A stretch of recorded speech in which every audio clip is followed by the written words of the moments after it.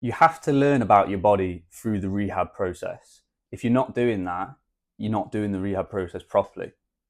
What do I mean by that?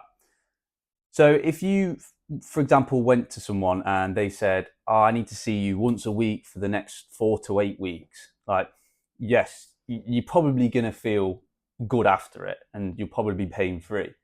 However, you haven't had that time to actually learn how your body's adapting. So you might leave at the end of that 4 or 8 week period, and then 2 weeks later you start developing, like, say, another pain in your lower back or something which you didn't initially go for. So that's why, like, the way I stagger my clients is, yes, it might be quite intense to start with. Like, I might see them within the first week or two of the first appointment, but then I'm expecting them to go away, feel some sort of relief, whether that's, say, like 1 to 5 days after the first session, and then it should start creeping back in. But what you start looking for is it less intense? Is it less frequent? Is it in a different area? So you're starting to get a bit more of a portfolio of how your body's working and adapting. What you then want to do is obviously come back in, you do the treatments, and you might adapt certain exercises for it.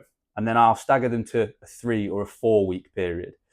After that, you'd expect them to go away. That time frame of relief should increase. Whether, so say they had 3 days initially, it might go up to a week or two of it, and then it starts to creep back in for a week or so.